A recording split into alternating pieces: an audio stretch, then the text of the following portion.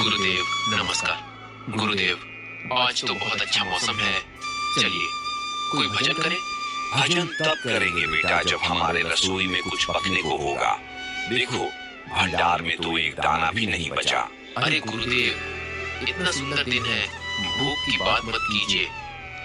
पर हाँ, अगर अनाज नहीं है तो क्या आज उपवास रख लें? आड़िया आज नहीं, पर एकादशी आने वाली है, उस दिन तो रखेंगे ही। पर बेटा अब समय आ गया है कि हम भी कुछ परिश्रम करें। तू गांव जा और किसी किसान से पूछ कि क्या वो अपना खेत हमें खेती के लिए देगा। ठीक है गुरुदेव, पर अगर खेत नहीं मिला तो मैं जंगल के पेड़ों से ही अनाज उगा दूंगा। तू बड़ा बातूनी है रे, जा भाग जा, ठाकुर जी तेरे साथ हों। आड़िया गांव पहुंचता है।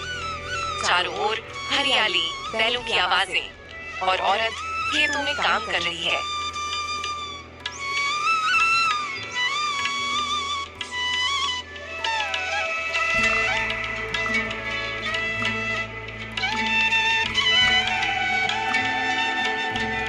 आड़िया सबको नमस्ते करता है और बोलता है, किसान भाइयों, कौन है जो अपनी जमीन भगवान के काम में लगाएगा?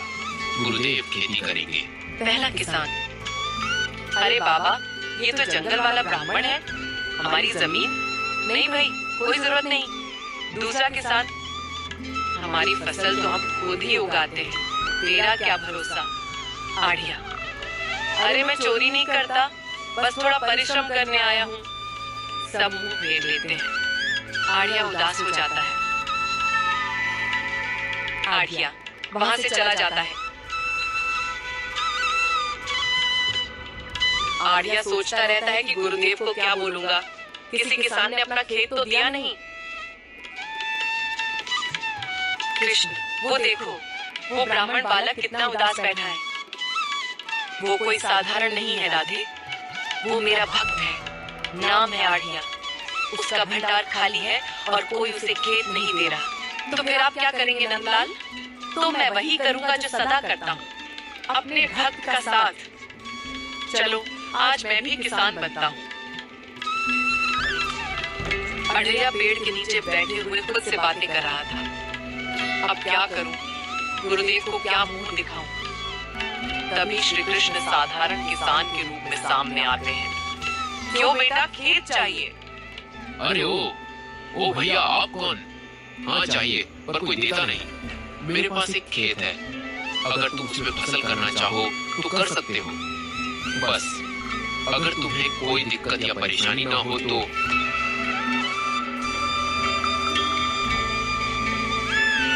गुरुदेव को प्रणाम। गांव में एक किसान ने अपनी जमीन हमें खेती के लिए दे दी है। ठीक है आड़िया, किसान जो फसल मांगे उसे दे देना।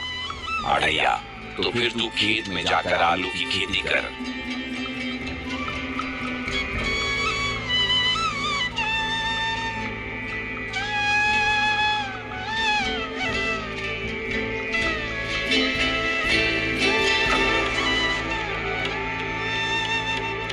आओ अढ़ैया, देख लो, यही जमीन है। इस बार जो तुम फसल करोगे वो मुझे नीचे की फसल चाहिए।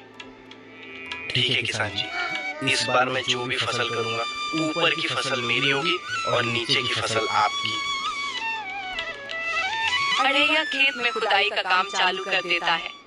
कभी इधर तो कभी उधर, कभी बीच में, कभी किनारे पर, कभी मिट्टी उछालता, कभी फावड़ा सीधा करता, कभी खुद से बात करता।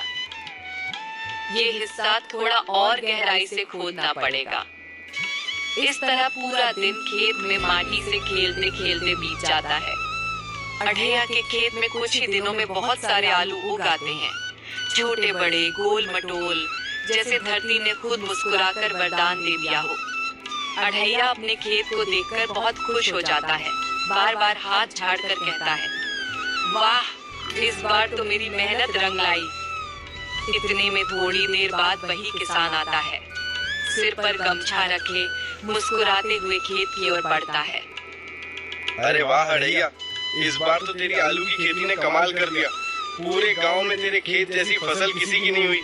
वो चारों तरफ नजर घुमाते हुए आगे बोलता है, देख जरा, मिट्टी तक सोने जैसी लग रही है। अब चल, फसल बांट लेते हैं जैसा तय हुआ था। ठीक है किसान जी, जैसा वादा था, ऊपर की फसल मेरी और नीचे की फसल आपकी। अब आप आराम से नीचे की फसल ले जाओ। किसान अपना आलू लेकर खुश होकर खेत से चला जाता है, हाथ में थैला पकड़े मुस्कुराता हुआ। आज तो गुरुदेव बहुत खुश हो जाएंगे। पहली फसल तैयार हो गई है, मेरी मेहनत रंग लाई और सब कुछ सही हुआ। ऊपर की फसल मेरी, नीचे की किसान जी की, सब हिसाब बराबर। देखना, गुरुदेव इसे देखकर बहुत प्रसन्न होंगे। चलो अब गुरुदेव को दिखाते हैं, आज का दिन सच में खास है। गुरुदेव देखिए, देखिए मेरी फसल। अरे अढ़ैया, ये कैसी फसल है? ये तो सिर्फ घास है। तुझे तो मैंने आलू की खेती करने को कहा था, आलू कहाँ है? गुरुदेव, किसान ने तो मुझसे कहा था नीचे की फसल वो लेगा, ऊपर की मेरी होगी। अब वो अपनी जमीन की फसल ले गया। अढ़ैया, किसान ने तुझे बेवकूफ बना दिया है। नीचे की फसल का मतलब था आलू, वो सारा उठा ले गया और तुझे ऊपर की सिर्फ घास छोड़ गया। ठीक है अढ़ैया, अब देख लेते हैं वो किसान कितना चालाक है। जा बेटा, इस बार खेत में गेहूं की फसल बो, देखते हैं ऊपर नीचे का खेल अब किसके हिस्से आता है। अड़िया, आओ, इस बार मैं ऊपर की फसल लूंगा और तुम नीचे की फसल लेना, ठीक है? अब सब ठीक से बांट लिया जाएगा और झगड़ा भी नहीं होगा। ठीक है किसान भाई, जैसा आपको ठीक लगे वैसा ही करेंगे। अढ़ैया अपनी खेती में लग जाता है, गेहूं के बीज बोता है, मिट्टी पलटता है, पानी डालता है। कुछ ही समय में उसकी मेहनत रंग लाती है, गेहूं की फसल घनी और सुनहरी हो जाती है। अढ़ैया गर्व से खुद से कहता है, वाह, इस बार तो सब सही हुआ, मेरी फसल पूरी तरह तैयार है।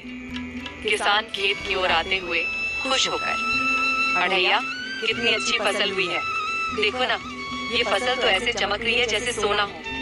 थोड़ा गंभीर होते हुए अढ़ैया की तरफ देखते हुए, लेकिन ये बात याद रखना, जो तय हुआ था उसी के अनुसार ऊपर की फसल इस बार मेरी है और नीचे की फसल इस बार तुम्हारी है, समझे? ठीक है किसान जी, आप अपनी ऊपर की फसल ले जाइए और मैं अपनी जमीन की फसल रख लेता हूँ। किसान खुशी खुशी ऊपर की फसल, गेहूं की सुनहरी बालियां काट कर ले जाता है। अढ़ैया मुस्कुराता हुआ उसे जाते हुए देखता है। अढ़ैया अपनी बची हुई फसल लेकर आश्रम की तरफ चला जाता है और मन ही मन सोचता है, पिछली बार तो किसान ने नीचे की फसल ली थी और मुझे ऊपर की मिली थी, लेकिन इस बार मैंने नीचे की फसल ली है और किसान ने ऊपर की। अब गुरुदेव मुझे देखकर जरूर बहुत खुश होंगे। गुरुदेव, अरे अढ़ैया, आ गया तू? अच्छा, दिखा तो जरा कैसी फसल उगाई है इस बार। अढ़ैया मुस्कुराते हुए, गुरुदेव, ये लीजिए मेरी फसल, इस बार तो मैंने सब सोच समझकर किया है, अब की बार गलती नहीं। अढ़ैया, ये क्या उठा लाया है? ये गेहूं की फसल है या बस घास फूस का ढेर? अरे बेटा, तू तो पूरा पागल बन गया है क्या?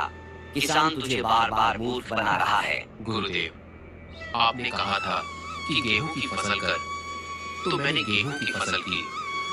फिर किसान आया और बोला, ऊपर की फसल मेरी और जमीन की फसल तेरी, तो वह अपनी ऊपर की फसल ले गया। गुरुदेव, आ गया बेटा, तू फिर से पागल बन गया। किसान बहुत तेज है। पहले तूने आलू की फसल की तो किसान ने नीचे की फसल ले ली और तू ऊपर की घास पात ले आया। अब की बार तूने गेहूं बोया तो किसान ने ऊपर की फसल मांग ली और तू नीचे की जड़ें घास ही ले आया।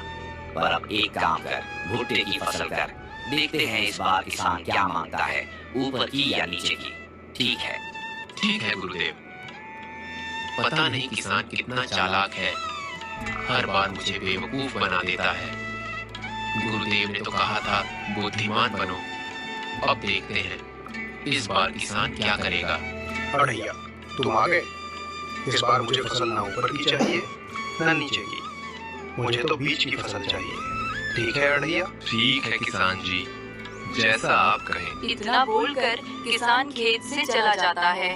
उधर अढ़ैया अपने काम में लग जाता है, कभी खेत खोदता, कभी बीज डालता, फिर पानी देता। देखते देखते उसकी फसल पकने की तैयारी हो जाती है। अब भुट्टे की फसल पूरी तरह पककर तैयार हो गई थी। इतने में किसान आया और बोला, अरे वाह, फसल तो बहुत बढ़िया हुई है। ऐसी फसल तो पूरे गांव में अभी तक किसी की नहीं हुई। फिर किसान मुस्कुराकर बोला, याद है ना मेरा हिसाब, ऊपर की फसल तुम्हारी, नीचे की तुम्हारी, लेकिन इस बार मैं बीच की फसल लूंगा। ठीक है किसान जी, जैसा आप कहें। चल भाई बढ़ैया, अब तू मेरे हिस्से की फसल मुझे दे और मुझे अपने घर जाने दे। तू अपनी फसल जब चाहे ले जाना। किसान इतना कहकर अपनी फसल लेकर निकल गया। अड़ैया अपनी फसल लेकर आश्रम की तरफ निकल गया और मन ही मन सोचता रहा, गुरुदेव ने कहा था तू भुट्टे की फसल कर। इस बार देखता हूँ किसान कौन सी फसल लेगा, ऊपर की या नीचे की। इतना कहकर वो आश्रम में पहुँच गया और सोचने लगा, गुरुदेव आज तो बहुत खुश होंगे, हमारे पास ऊपर की भी फसल है और नीचे की भी। वाह गुरुदेव, आपका दिमाग कमाल का है। गुरुदेव आइए, देखिए मेरी फसल। अड़ैया, ये क्या है? अड़ैया, ये कोई फसल है क्या? तू पहले भी पागलपन कर चुका है, दूसरी बार भी खुद को पागल बनाया और इस बार भी वही किया। तू सच में पागल है क्या? तुझे बस खाने पीने का होश है, बाकी किसी चीज की समझ नहीं। वाह रे किसान, वो हर बार तुझे बेवकूफ बना जाता है और तू हर बार उसके झांसे में आ जाता है। अब बता, इस बार एकादशी का भंडारा कैसे करेगा? गुरुदेव गुस्से में अड़ैया को डांट ही रहे होते हैं, तभी पीछे से आवाज आती है, भंडारा में करूंगा गुरुदेव। गुरुदेव, ये वही किसान है जिसने मुझे पागल बनाया। मैं किसी को पागल नहीं बनाता, मैं तो बस एक छोटी सी परीक्षा ले रहा था। इतना बोलते ही किसान अपने असली रूप में प्रकट हो गया। जगत ठाकुर को हमारा प्रणाम। गुरुदेव, ये रही आपकी फसल। अड़ैया, जा, तेरा कल्याण हो। आज से तू सदियों सदियों तक जाना जाएगा। गुरुदेव, तुम्हारे भंडारे हमेशा भरे रहेंगे, ये मेरा आशीर्वाद है।